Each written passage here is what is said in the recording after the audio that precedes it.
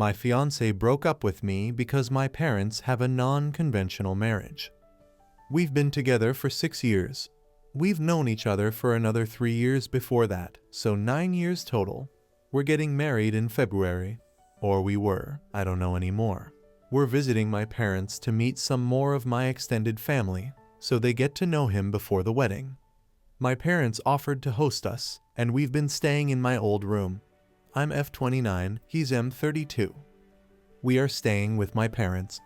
My fiancé wanted to stay at a hotel, but I thought it will be fun to sleep in my old room, and to be here with my mom and dad one last time under their roof before I become a married woman. My parents have been in a non-conventional marriage for a long time. It was a shock for me to learn about it, and I learned to cope with it. I am not necessarily comfortable with their lifestyles, but I can't do anything about it. They basically go on dates with other people, spend time with other people, sleep with other people. Had to learn it when I came home a few days earlier from a trip with a friend's family, and my father was sleeping next to another woman when I was 16. I freaked out then, and my parents had to explain to me it was all fine. So my fiancé could not sleep last night and went outside for some fresh air because he is not used to sleep away from our bed back home. And he found my mom kissing another guy in my parents' foyer. So he freaked out, started yelling at her, came and woke me up, demanded I call my father and tell him he found my mom cheating on him. So my mom had to explain to my fiancé about my parents' non-conventional marriage, but it didn't go well with him. And once it seemed like he is calming down and starts to accept what my mom was telling him, he figured out I knew about their marriage, and he started freaking out on me. He told me that he can't trust me anymore, that he was set up, that I insisted we stay with our parents so that I can ease him in the idea, so I can enforce my parents' principles on our own marriage, and I simply can't get through to him. My fiancé has been cheated on before. His parents have divorced because his mom cheated on his dad, and he doesn't have a good relationship with her. He could barely stomach the idea of having her come to our wedding. He went to a hotel for tonight and said he will be leaving back home tomorrow. He's not really answering his phone or texting back. He says he needs to reevaluate our engagement, that he doesn't think he can marry me knowing I approve my parents' marriage style, that I wanted to manipulate him and introduce this lifestyle in our relationship. The truth is I am ashamed of my parents and their relationships, and I had no idea they will behave like this while my fiancé is around, let alone sleeping in their house. He simply doesn't believe me because I haven't talked about it since I've met him. It's not something I find easy to talk about, and the less I think about it, the better. How can I talk with him? I have no interest in my parents' style of relationship. I am fully dedicated to my fiancé, and I have never been interested in another person since I've met him. I don't want to lose him over this stupid thing, and I feel ashamed he had to find out about my parents like this. I'd have preferred he never knew. Please, if anyone has any ideas, I am interested in any suggestions. Thank you. Update. I've already talked with him, and I am staying in the hotel room with him tonight since it's already paid for and it will be fun. Tomorrow we will move to my grandma's house until the end of the week. We came here to meet the extended family, and that's what we will do. My parents have finally found it within themselves to apologize, but it no longer matters. For what it's worth, I didn't blame the situation on my parents when we met earlier. Aside from what my parents do in their spare time, I never had a secret from him. He knows I know about his mom, and I told him that if he ever wants to talk about her, I am here to listen, and I understand why he avoids talking about her. He also apologized for his outburst and reaction, but he was honest and told me he doesn't think he will be that close to my parents in general, and I am fine with that, since I don't have that close of a relationship with them anyway. I have told him how much he hurt me saying he needs to reevaluate our engagement, and he acknowledges he wasn't thinking when he spoke those words, and also said he regrets them so much he was afraid he damaged our relationship. He didn't damage it, but I told him if I could predict the future, flowers is what I'd see, haha. So that's it, pretty much. Update 2. I'm still reading through the comments because this thread has become way bigger than I expected. My parents did apologize, but they justified themselves by saying it was a planned night, which I find ridiculous as they have invited us to stay with them over a month ago. How far along into the future do you plan your fun nights? I refuse to think they planned their little indiscretion since more than a month ago. Bottom line is, they knew we would be there, they invited us, and they didn't care. The idea of not inviting them to the wedding started floating through my mind yesterday while reading the thread, but I am not sure what I will end up doing. They are my parents, they are my responsibility. My fiance got to see them for who they are and how they are for himself.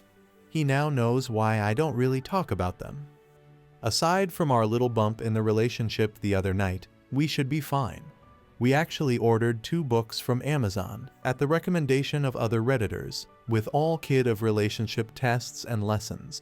And we will maybe even go to therapy as a couple. This is not yet set in stone, we'll see.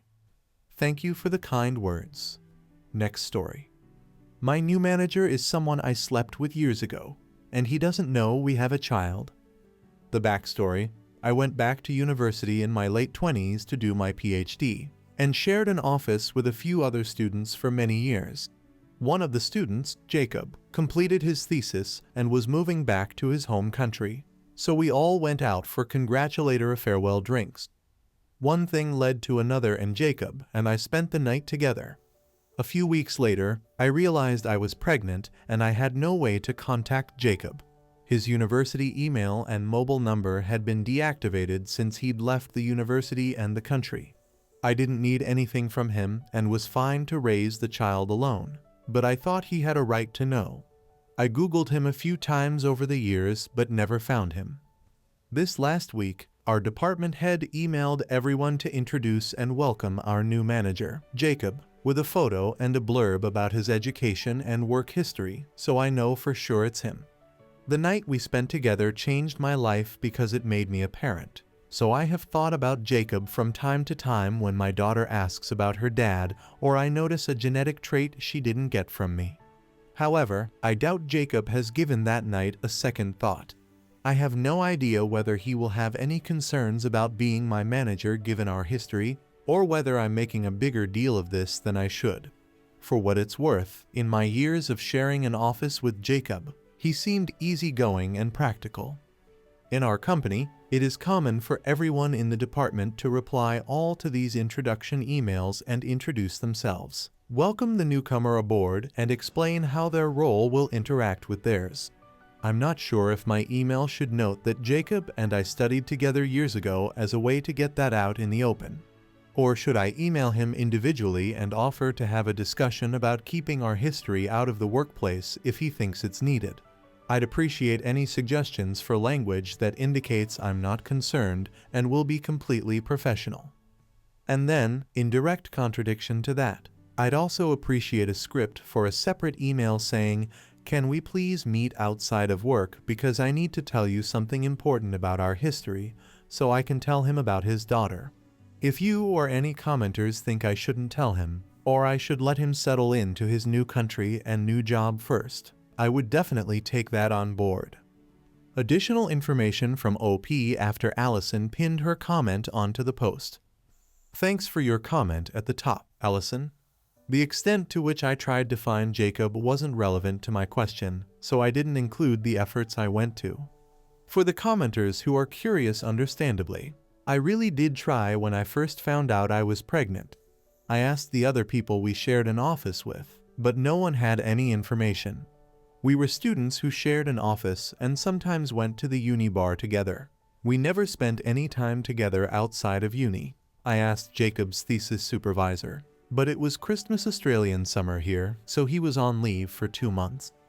When he got back, he gave me the address on Jacob's file, which was of course the Australian address he didn't live at anymore. The uni had a next of kin Australian contact number on file for his aunt, but no one ever answered it when I rang. Jacob is Chinese with a very common surname, and Jacob is just the name he used in my country. I don't know his actual given name. So attempts to find the correct Mr. Wong in a country where they don't use Google or Facebook went nowhere. I searched for recent publications about Jacob's thesis topic and found a paper with Jacob Wong as one of the authors. I contacted the corresponding author and asked for Jacob's email, but they never responded. By this point, I had to give up because I was so sick with hyperemesis gravidarum and needed to focus on my baby's health. Update. Thank you for answering my letter. You were right, it was a really big deal. I was viewing the Jacob as my manager problem from his perspective until I told him otherwise. It was just a simple one-night stand over a decade ago, and it didn't seem like a huge problem. I hated and appreciated the reality check. I regret reading the comments, but thank you also for moderating them as quickly as you did. A lot happened in a short space of time. Thankfully, I already had a therapist. First, I spoke to my union rep who said, "Say nothing but call us if HR tries to set up a meeting with you." Staying silent and having Jacob independently declare the prior relationship when he arrived would have been problematic because I'd still end up in the same position and I would have lied by omission. Our HR team can be gossipy, and they know the age of my half-Chinese daughter, so I needed to have as much control as possible over the disclosure. I spoke to an employment lawyer who reviewed our policies and, at his suggestion, I wrote an email to HR declaring a prior relationship with Jacob. And then I was immediately pushed out. Even if you have all the legal support in the world, you can't prevent someone from doing something illegal. You just have recourse afterwards. In a meeting with my lawyer, the union rep, HR, and a member of the senior management team, I was asked to resign. When I said no, they insisted on a statutory declaration about the relationship with Jacob stating what happened, when it happened, how many times it happened, and who initiated it. I also said no to that. We ended the meeting with each side agreeing to think about possible solutions. The company's solution was to start messing with my pay, my benefits, my swipe card access to my office, my computer login, and my email calendar account. They spread rumors about me, and I heard coworkers whispering that I'd had an affair with a manager. They sent me for a random drug test at a time when I was scheduled for an important meeting with clients. They canceled accommodation that had been booked for upcoming travel, which I only found out about because I was getting paranoid and called the hotel. I can't describe how awful it feels to know that someone with this kind of power over your job is devoting their time and energy to thinking of ways to screw with you. Every day I was going into work wondering what was waiting for me, and it was wearing me down fast. The advice from the union rep was to go back in time and follow their first piece of advice, or just keep documenting everything as we prepared to take legal action. The lawyer estimated that it would take at least a year to get any kind of resolution, and I didn't even want the job anymore. By this point, I wasn't sleeping much and I had cried a few times at work. I was beginning to crack and we were only just getting started. So, I resigned. I wish I'd held up better under the pressure, but it was all just too much with the looming deadline of Jacob's start date at our office, and whatever way HR was going to drag him into this. I'm lucky that I can take my time looking for a new job, so I've had some space to process everything. Outside of the work stuff, I spoke with a family lawyer who outlined all the possible ways this situation could go, and what the most likely outcomes were. Basically, my daughter is old enough that what she wants would get heavily weighted by a court if it came to that. I have spoken to my daughter many times about her father. I told her what I knew about him and that I had tried to contact him. I've offered for her to see a therapist if she ever wanted to talk about it with someone who wasn't me, and she has always said, "Thanks, but no thanks." The family lawyer helped me write a letter which I left for Jacob. I told him about his daughter, said I wasn't trying to get anything from him, and gave him the contact details of my lawyer. After a few weeks of me freaking out that HR had somehow intercepted the letter, he emailed my lawyer. He was the easygoing and practical Jacob I remembered. He was still processing it, but said he wasn't going to take any legal steps. He offered us his family medical history. He apologized if I resigned because of him, and he said he would like to meet our daughter if she's interested. She also has some siblings. I told her all this. She said she's happy that she has her father's contact info, but she doesn't want to meet him right now. She's of the view that having him in our lives would cause unwanted disruption, and she doesn't even know about the work clusterfudge. Next story. Am I the butthole for kicking my son and his GF out? This situation has had me a bit confused, so one of my neighbors suggested I post it here. I 55F have two children, George 31M and Gabrielle 29F. Gabrielle recently got engaged, and I am helping her plan the wedding in my spare time, which the entire family is very excited for, except for George. George recently divorced his wife of 7 years, Susanna 28F, after he said the spark had gone out. They have a set of twins together, Amy and Alice 6F, and are trying to set up a healthy co-parenting relationship. Susanna is a great mother to my grandkids, and I was disappointed in George for giving up so fast on their relationship without even trying couples counseling. But it wasn't my business or place to say anything. The drama started when George brought his new girlfriend to dinner at my house. He met his girlfriend Bethany 25F through a work colleague, and they have been dating for 4 months. At dinner, Gabrielle and I were discussing flower arrangements, and Bethany felt the need to ask George if he'd ever marry again. George coughed before replying that he'd have to think about it, which Bethany seemed to deflate at. Well, this caused Alice to cry about how she wants mommy and daddy to love each other again. George and Bethany just sat there while my granddaughter screamed.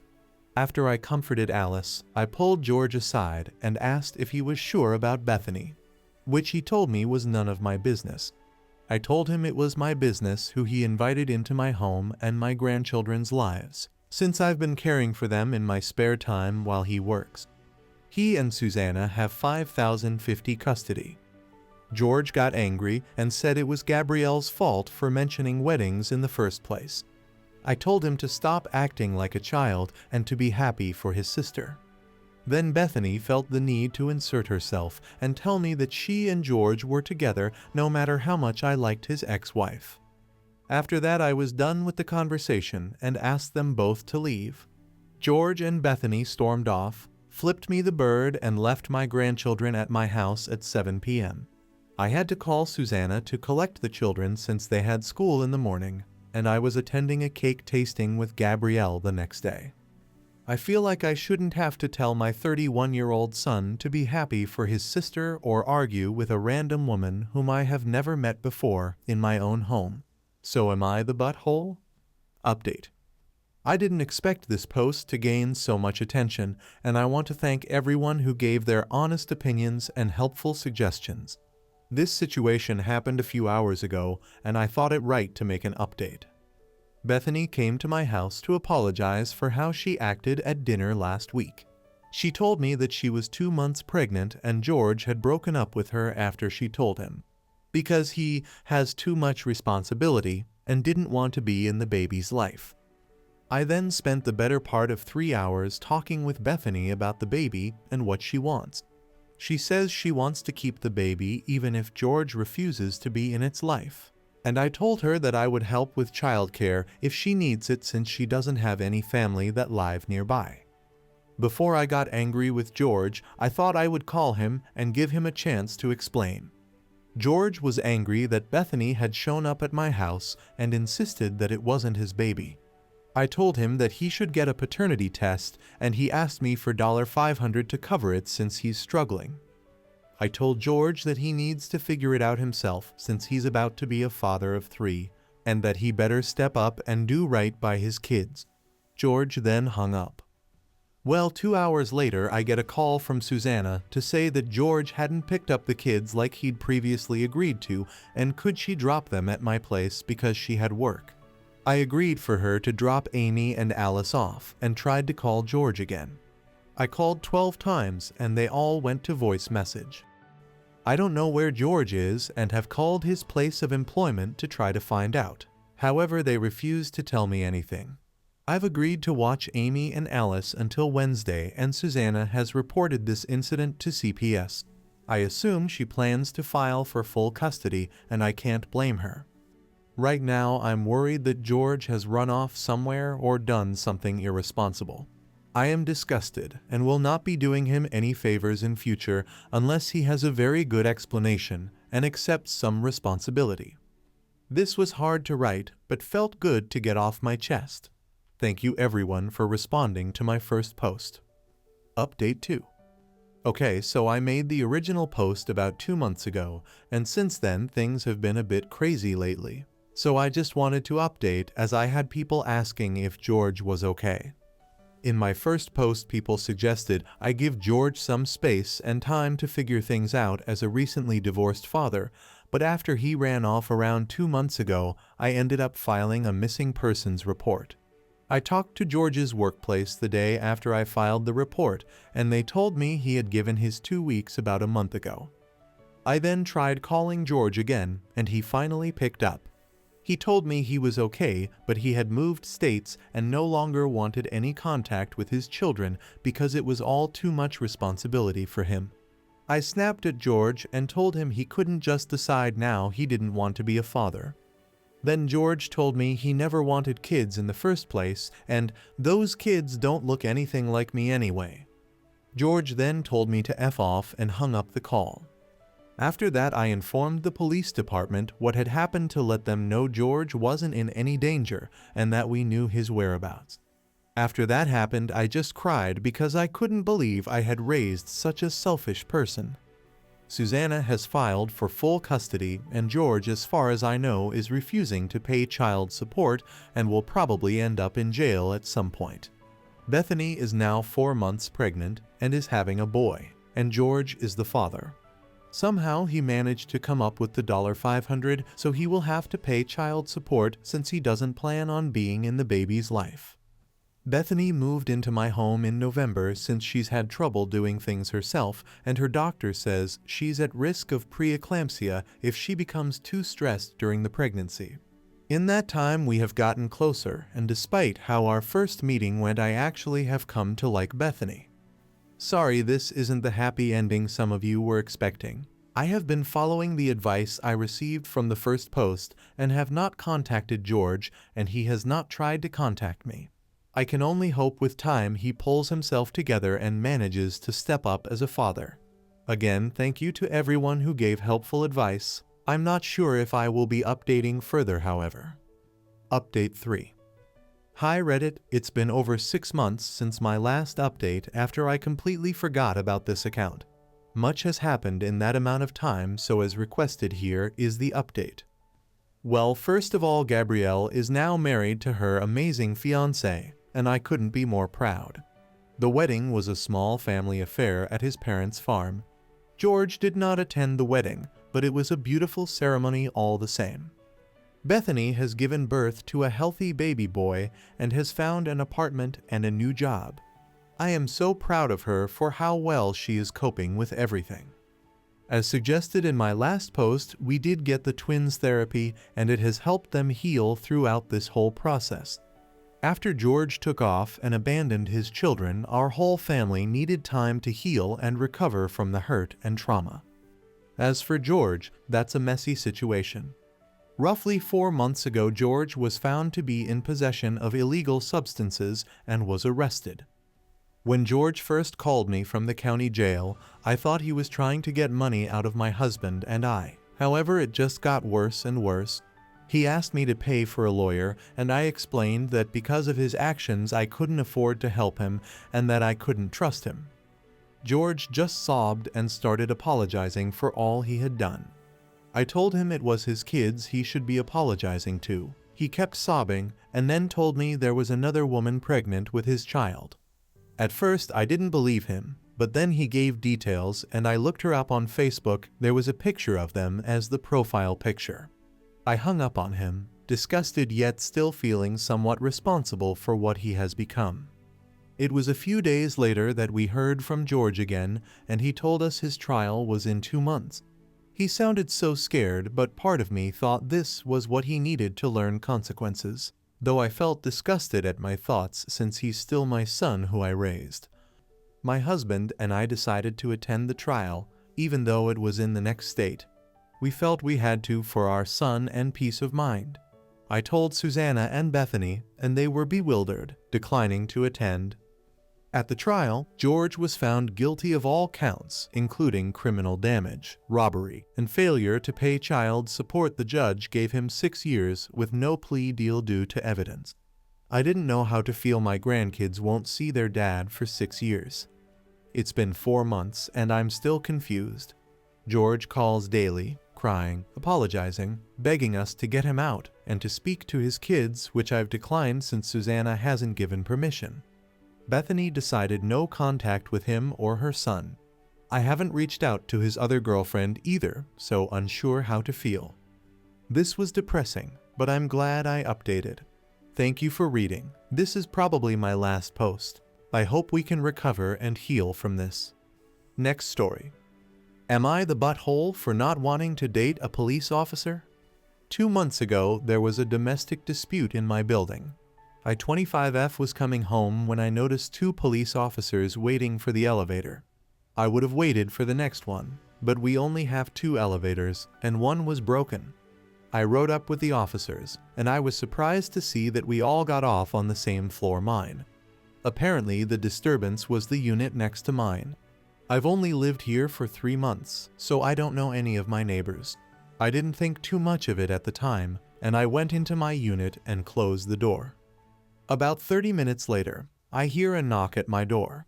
It was one of the police officers that I had ridden up with on the elevator. He asked me to open the door, but I was hesitant, so I asked if we could just talk through the closed door. He showed me his badge through the peephole to, I guess, make me feel safer, but that didn't help. He told me that he needed to see my identification because I might be a witness to what occurred in the unit next to mine. I told him that I saw nothing, so I wouldn't be a big help. He told me that either I talk to him now, or I have to go to the police station in the morning, which could take all day. I'm a student. I couldn't take off a whole day to talk about an incident, so I agreed. He didn't come inside my place. We chatted at my door. He asked me for ID, so I gave him my driver's license. He wrote down my information, my number as well, and told me that he would be in contact. 2 days later, I spotted him at my building after coming home from class. He asked me how my neighbors were doing, and I said fine, and tried to get into my building. He stopped me and said that he thought he and I had chemistry the night we met, and he asked me out. I told him that I had a boyfriend lie, and I sidestepped him into my building. The next day, I get a call from my grandmother. She tells me that a nice police officer came by and was asking very personal questions about me. The person she describes sounds exactly like the police officer who asked me out. My license has my grandmother's address. I was living with her before, and I haven't had time to go and change it. At this point, I was freaking out. I told her not to talk to him and not to answer the door if he comes back. 2 weeks ago, I'm walking home from class, and I jaywalked to get to my building. I hear someone calling my name, so I turn around, and it's the police officer again. He tells me that he could fine me for jaywalking because it's illegal, but he won't if I go out with him. I told him again that I'm seeing someone, but he tells me that my grandmother told him that I was single. I told him that it's a new relationship, so she wouldn't know. He said that he would hold off on the jaywalking ticket, but not for long. It's been a few weeks since that confrontation, but I see him pretty often. I live in a safe neighborhood, but he seems to always be parked somewhere near my school or apartment building. I'm on a student visa. I'm Canadian. I can't afford to have a ticket on my record, but I'm also very worried that this police officer will escalate this situation if I don't go out with him. I told one of my closest friends about this, and she told me that what this police officer was doing was romantic, and I'm in butthole for not going out with him? Update. I just wanted to start off by thanking those who responded to my last post. Most of you were very sympathetic and stressed that I needed to do something because this wasn't going to resolve on its own.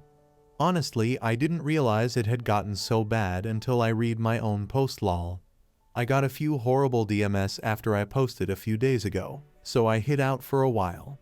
I didn't want to be too specific in my last post, but I realized that my vagueness made it harder for people to give me advice. I'm located on the East Coast in a small college town, less than 50,000 people.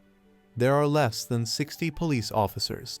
From social media accounts, I was able to find 2 other police officers' brother and cousin that shared the last name of the officer who has been begging me to date him. I first interacted with the police officer in late March, early April, so this has been going on for a couple of months now. Some of you were concerned about my grandmother after the officer paid her a visit.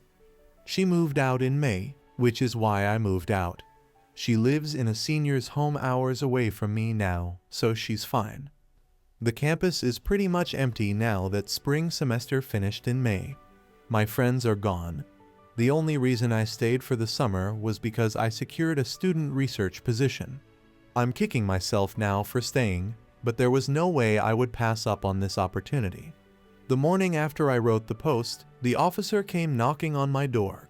He kept singing my name while he knocked, really creepy. I didn't answer. He came back a few hours later. I'm ashamed to say that I hid in my apartment until Monday morning. I was planning on calling the domestic abuse line in my area, which was a great suggestion some of you gave, but I think his visit frazzled me. He had never gone as far as to knock on my door again after that first night we met. I walked to campus yesterday morning, and I was still really alert and scared. I ran into one of my professors from last semester, and she could see that I wasn't okay, so she took me to her office. It all came tumbling out after that. I told her everything about what had been happening. She was super sympathetic. I told her the officer's name, and she didn't look surprised at all. According to her, he's done this before to multiple women. Some women have filed complaints, but nothing has happened because his dad is well connected. The officer has a pattern of escalating once complaints are filed. I told my professor that I was planning on seeking out the victim advocacy group, but she cautioned me against it.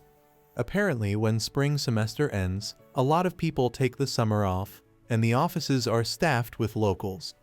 The sister of the officer that has been harassing me currently works at the one I was thinking of calling. She stayed with me while I called another advocacy group a bit farther out of town. She also connected me to a lawyer just in case, also out of town. The professor got her son 23M to walk with me to and from campus. I felt guilty about that, but he said he was glad to help. My professor told me that the officer targets women who live alone, seem to be alone all the time, which is definitely me this summer. I hope you guys like this video. If you did, make sure like, comment, share, and subscribe the channel James Stories.